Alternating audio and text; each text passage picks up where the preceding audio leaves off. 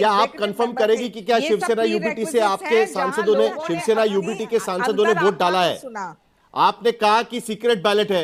अगर secret ballot है तो आपको कैसे पता कि शिवसेना यूबीटी के सांसदों ने क्रॉस वोटिंग किया हुआ है? आपका कोई संपर्क है उनसे? मैंने बोला ये कोई कि दावा है जब शिवसेना की तरफ से? फैला रहे हैं, देखिए वोट तो कहीं से आया है या नहीं साहिल जी, वोट तो आया है कोई पार्टी से ही। बल्कि सुप्रिया सूले ने भी स्वयं आज आपके चैनल पे क्या कहा कि हमें इंट्रोस्पेक्शन की आवश्यकता है कि कहां से ये वोट इतनी भारी संख्या में मिली। तो इससे एक चीज स्पष्ट है कि बहुत सारे लोग हैं विपक्ष में, बहुत सारे लोग हैं महाविनाश अघाड़ी या महाविकास अघाड़ी, जो भी आप राजनीति में जब अंतरात्मा की आवाज की बात की जाती है, अंदरूनी तब क्या उसका मतलब वही निकाला जाए जो मतलब हम बिना कहे निकालने की कोशिश कर रहे हैं? और इससे पहले सरकारें बचाने के लिए, आपको जेएमएम कांड तो याद ही होगा, सरकारें बचाने के लिए जिसका इस्तेमाल किया जाता था, क्या अब उसका इस्तेमाल उपराष्ट्रपति पद के उम्मीदवार चुनाव में भी होने लगा है? देखिए साहिल, सबसे पहले तो इस अंतरात्मा का राजनीति से कोई लेना देना नहीं, दूर दूर तक कोई लेना देना नहीं। जो नेता कहता है मैं अंतरात्मा की आवाज से बात करता हूं, राजनीति सिर्फ सत्ता का खेल है, पावर का खेल है, शक्ति का खेल, इसके अलावा कुछ नहीं। कोई अंतरात्मा किसी नेता में नहीं होती, किसी पार्टी में नहीं होती, कुछ नहीं, सब फालतू की बातें हैं। दूसरी बात, मुझे लगता है कि जो पार्टी सत्ता में होती है, उपराष्ट्रपति का चुनाव है, राष्ट्रपति का चुनाव हो, उसको स्वाभाविक फायदा होता है और वो अपने पक्ष में वोट डलवा लेता है। जिसको इस बात का यकीन ना हो, मैं उनको, आपने 1997 का जिक्र किया था, मैं 1997 के आंकड़े आपके सामने रख देता हूं। उस वक्त देश के प्रधानमंत्री कौन थे? आई.के. गुजराल साहब, बहुत ही कमजोर प्राइम मिनिस्टर, सब जानते हैं। लेकिन कृष्णकांत जी चुनाव लड़ रहे थे, 441 वोट उनको मिले, 441। विपक्ष की तरफ से कैंडिडेट थे सुरजीत सिंह बरनाला, तब भारतीय जनता पार्टी विपक्ष में थी। कितने वोट मिले थे? 273। कितने इनवैलिड हुए थे? 47। 30 एब्सेंट। उसके बाद चुनाव हो गया, क्या हो गया? भारतीय जनता पार्टी सत्ता में आ गई। और अभी आप ज्यादा दूर मत जाइए, इसके पहले 2022 में चुनाव हुआ उपराष्ट्रपति का, भारतीय जनता पार्टी के पक्ष में कितना परसेंट वोट पड़ा? 75%, 74.37%। 2024 में चुनाव हुआ, क्या हुआ सबको मालूम है। तो आज की तारीख में अगर मुझे विश्लेषण करना हो तो मैं तो ये कहूंगा कि अब सीपी राव, मैं एक बात बता दूं, मैंने सीपी राधाकृष्णन जी की बहुत तारीफ की है, मैंने कहा कि बहुत अच्छे आदमी है और कम से कम धनखड़ जैसे नहीं है। लेकिन सीपी राधाकृष्णन को मुझे लगता है कि भैरव सिंह शेखावत के बाद सबसे कम परसेंटेज ऑफ वोट मिला है। यहां तक कि 2012 में नंबर 2 पर है। हाँ, हामिद अंसारी जी को 67.31% वोट मिला था, वेंकैया नायडू को 67.89% वोट मिला था, और भैरव सिंह शेखावत जो बड़े कद्दावर नेता थे, बहुत शानदार नेता थे, उनके 59.82% वोट मिला था। तो उस लिहाज से अगर आप देखोगे तो बीजेपी को भी इंट्रोस्पेक्शन करना चाहिए कि भाई हामिद अंसारी जी को 2012 में उनसे कम वोट मिले हैं, जबकि उस वक्त कांग्रेस पार्टी 202 सीट लेकर आई थी और भारतीय जनता पार्टी के पास आज 240 सीटें। इस डिबेट का कोई मतलब नहीं, इसलिए क्योंकि सत्ता में जो होती है वो इतने वोट मैनेज कर लेती है, और ना इसके आधार पे आप ये अंदाजा लगा सकते हैं भारतीय जनता पार्टी। लेकिन उसके बावजूद आशुतोष मजबूत हो गई।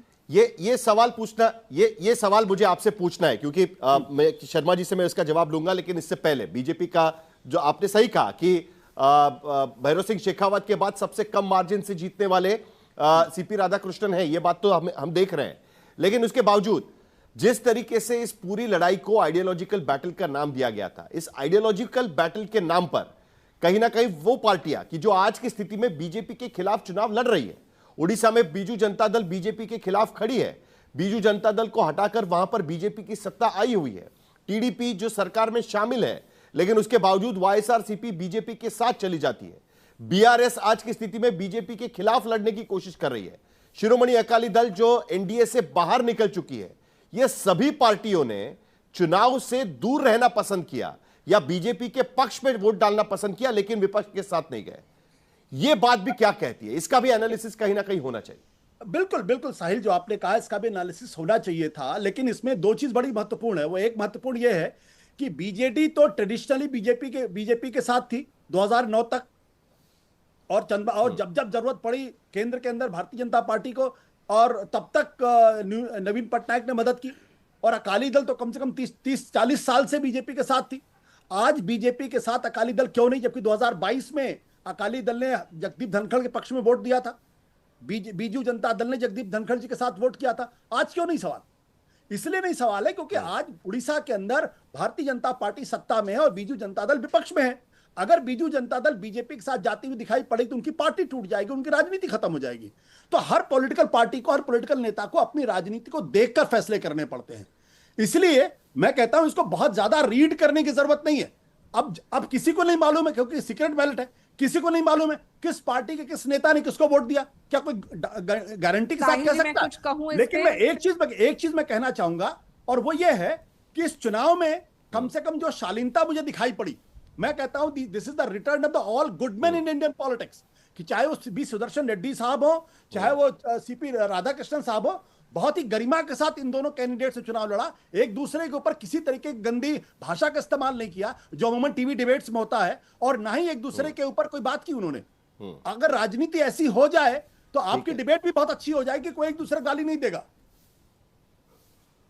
नहीं, उम्मीद तो यही रहेगी कि राज्यसभा में जिस तरीके से धनखड़ जब उपराष्ट्रपति थे और चेयरमैन थे राज्यसभा के, उस वक्त जब हमने देखा कि विपक्ष बनाम धनखड़ ये जो लड़ाई देख रहे थे, कम से कम उस तरीके की लड़ाई इस बार देखने नहीं मिलेगी। ये तो उम्मीद हम ये रख ही सकते हैं। आशुतोष, शाइना इनसे जल्दी से आप कुछ कहना चाह रही थी, खत्म करिए, उसके बाद मैं सिर्फ कहना चाहती हूं कि आपने सवाल पूछा साइना जी से 5 सेकंड दे दीजिए को लेके।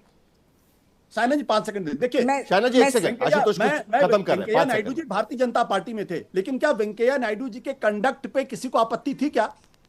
वो बहुत वरिष्ठ नेता थे, भारतीय जनता पार्टी के अध्यक्ष थे, और विपक्ष भी उनकी तारीफ करता था। भैरव सिंह शेखावत की विपक्ष तारीफ करता था, लेकिन क्या कारण है कि धनखड़ की कोई तारीफ नहीं करता और उनके खिलाफ इम्पीचमेंट आता है? अगर आज तो बीजेपी भी तारीफ नहीं कर रही है धनखड़ की। ये भारत की संसद की गरिमा वापस लौटनी चाहिए, मुझे ये उम्मीद है। नहीं, ये बहस बदल रही है।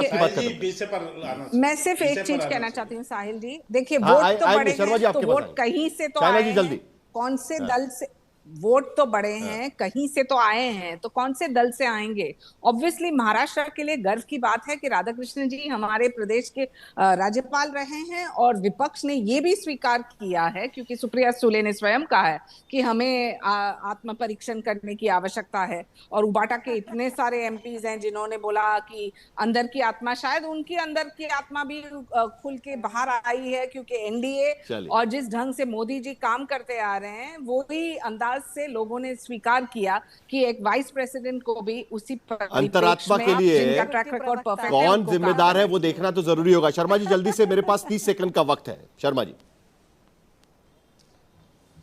मैं इतने कह रहा हूं, आशुतोष जी बड़ी चालाकी से उस 14 वोट जो क्रॉस वोटिंग हुई है उसकी बात को टाल रहे हैं। आप इसको तो स्वीकारिए आशुतोष जी, इसमें स्वीकारने में क्यों इतनी आपको दर्द हो रही है कि 14 लोगों ने क्रॉस वोटिंग किया, विपक्ष के लोगों ने, और वो जो है एनडीए को मिला है, उतना वो स्वीकार लेने में आपको की तकलीफ हो रही है? इतना तो मान लीजिए, मानते हैं आप हमारे बड़े विरोधी। दूसरी बात जो सुषमा जी कह रही थी, आशुतोष मेरा समय खत्म हो रहा है, 20 सेकंड कि मैंने जो अपनी बात पूरी कर, मैं अपनी बात पूरी कर देता हूँ जल्दी से। हाँ, मैं एकता बता देता हूँ सुषमा जी।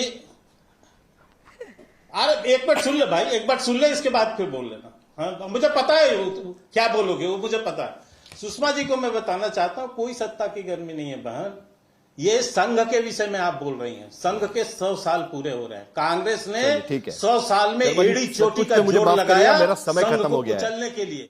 मेरे पास समय होता तो आज आशुतोष का रिपटल भी मुझे मिल जाता इस पूरे मामले को लेकर। यह बात तो माननी पड़ेगी कि जितनी अपेक्षा थी एनडीए को, उससे ज्यादा वोट तो एनडीए को पड़े, लेकिन क्या सचमुच में ये अंतरात्मा की आवाज के आधार पर पड़े हैं, इस बात पर तो चर्चा होना लाजमी था। इसीलिए हम इस बात को लेकर चर्चा कर रहे थे। उम्मीद है कि इस बार राज्यसभा में वो तस्वीरें नहीं देखने मिलेगी जो इससे पहले हमने कई बार देखी होंगी। फिलहाल आज तक पर एक छोटा सा ब्रेक हम लेंगे, ब्रेक के बाद देखेंगे हल्ला बोल। आप देखते रहिए आज तक।